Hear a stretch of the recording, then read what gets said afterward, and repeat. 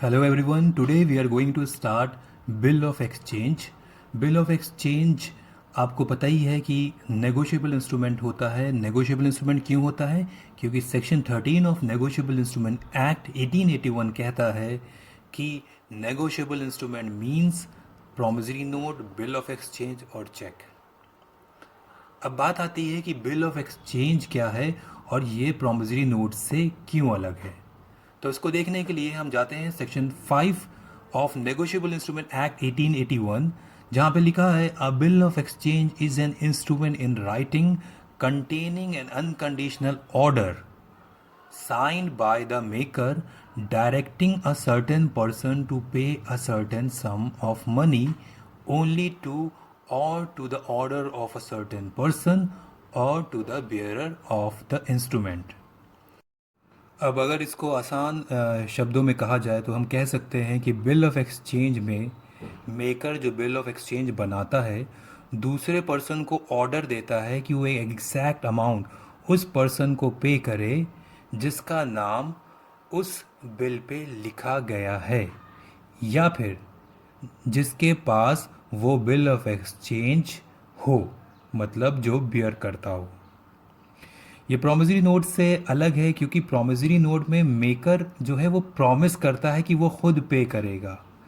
यहाँ जो बना रहा है वो ऑर्डर कर रहा है किसी और को पे करने के लिए. तो ये बहुत बड़ा डिफरेंस है दोनों में और ये मेन डिफरेंस हम कह सकते हैं बिल ऑफ एक्सचेंज और प्रॉमिसरी नोट का. आइए इसको और बेहतर समझते हैं एक एग्जाम्पल के थ्रू. ये एग्जाम्पल में एक सेलर है और एक कस्टमर है. कस्टमर सेलर के पास जाता है कुछ गुड्स ख़रीदने. 5,000 के गुड्स मान लिए. 5,000 के गुड्स लेने जाता है और बोलता है कि उसके पास कैश नहीं है.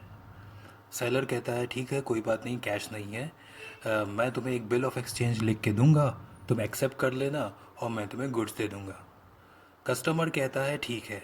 तो वो बिल ऑफ एक्सचेंज वो कुछ इस तरह से लिखता है, जैसा कि आप देख रहे हैं, पे टू सी और the bearer ₹5,000 only 2 months after date.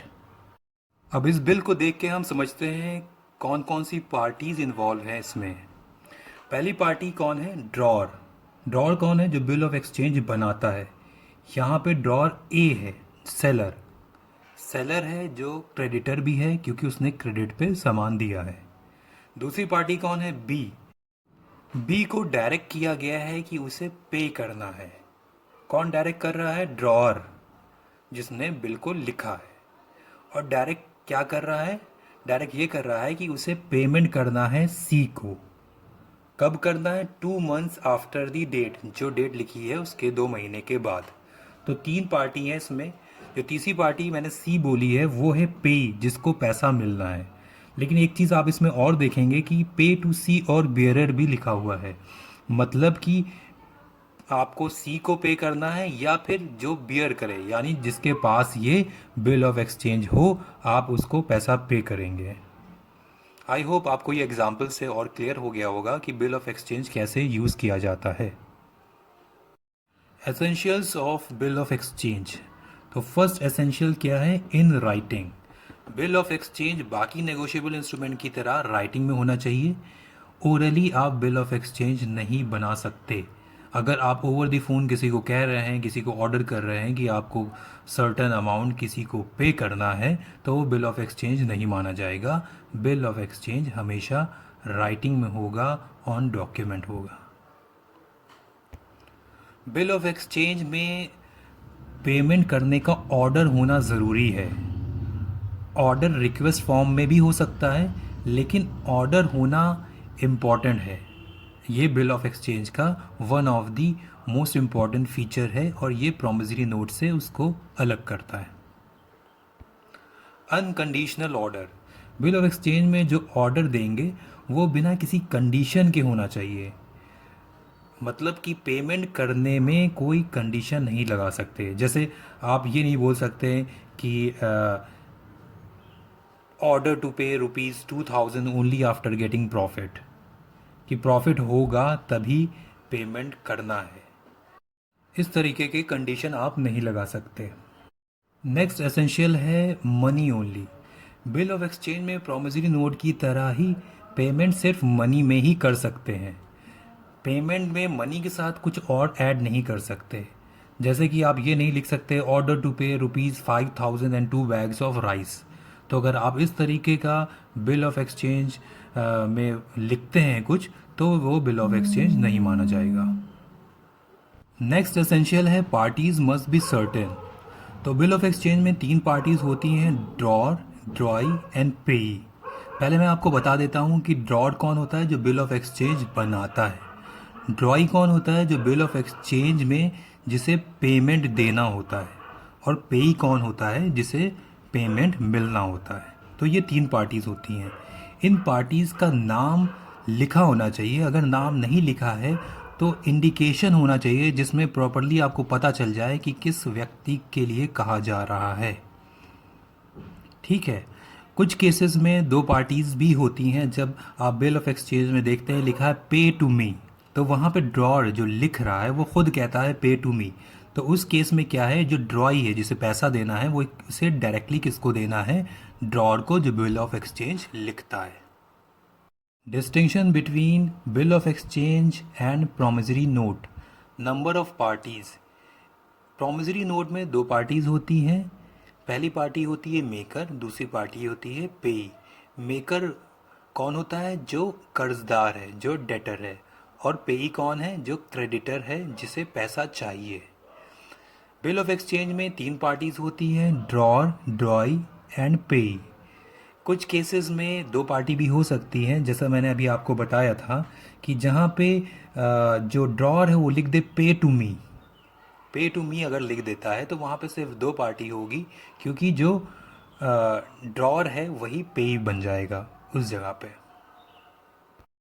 Payment to maker.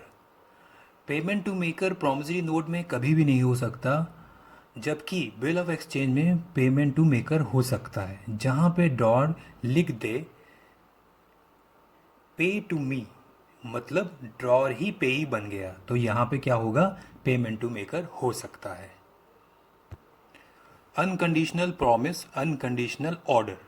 तो प्रॉमिसरी नोट में क्या होता है, unconditional promise by the maker होता है कि वो पे करेगा पेई को, जबकि बिल ऑफ एक्सचेंज में अनकंडीशनल ऑर्डर होता है, जहाँ पे जो ड्रॉई है वो पे करेगा according to the direction of the drawer. आइए नेक्स्ट डिफरेंस पे आते हैं, जहाँ पे लिखा हुआ है promissory note is written by debtor. Debtor लिखता है, जो कर्जदार है वो खुद प्रॉमिसरी नोट लिखता है, जबकि बिल ऑफ एक्सचेंज में जो क्रेडिटर है वो बिल ऑफ एक्सचेंज लिखता है और वो डायरेक्ट करता है ड्रॉई को, यानी वो डायरेक्ट करता है कर्जदार को कि वो पे करे। जब आप प्रॉमिसरी नोट बनाते हैं, मतलब जब मेकर प्रॉमिसरी नोट बनाता है, तो उसे एक्सेप्टेंस की ज़रूरत नहीं होती है दूसरी पार्टी से, पेई से या क्रेडिटर से उसे एक्सेप्टेंस की ज़रूरत नहीं होती है। लेकिन जब आप बिल ऑफ एक्सचेंज बनाते हैं तो आपको एक्सेप्टेंस की ज़रूरत होती है। एक्सेप्ट कौन करता है, ड्रॉई करता है, जिसे पैसा देना है। अगर वो एक्सेप्ट करेगा उसके बाद ही आप उससे पेमेंट करवा सकते हैं। तो acceptance is important in bill of exchange. अब बात करते हैं लायबिलिटी की। तो जब प्रॉमिसरी नोट बनता है तो जो मेकर है उसकी प्राइमरी लायबिलिटी बनती है, लेकिन जब बिल ऑफ एक्सचेंज बनता है तो जो मेकर है यानी जो ड्रॉर है उसकी लायबिलिटी सेकेंडरी होती है, और जो ड्रॉई है उसकी प्राइमरी लायबिलिटी बनती है। अब बात करते हैं रिलेशन की। तो रिलेशनशिप जो प्रॉमिसरी नोट में होता है मेकर और पेई का, वो इमीडिएट होता है, वो डायरेक्ट रिलेशन होता है, जबकि बिल ऑफ एक्सचेंज में जो रिलेशन है पेई का वो डायरेक्ट नहीं होता, ड्रॉर और ड्रॉई का डायरेक्ट रिलेशनशिप होता है। आई होप आपको डिफरेंस समझ में आ गया होगा बिल ऑफ एक्सचेंज और प्रॉमिसरी नोट का। मिलते हैं नेक्स्ट वीडियो में, तब तक के लिए take care and thank you so much for watching this video.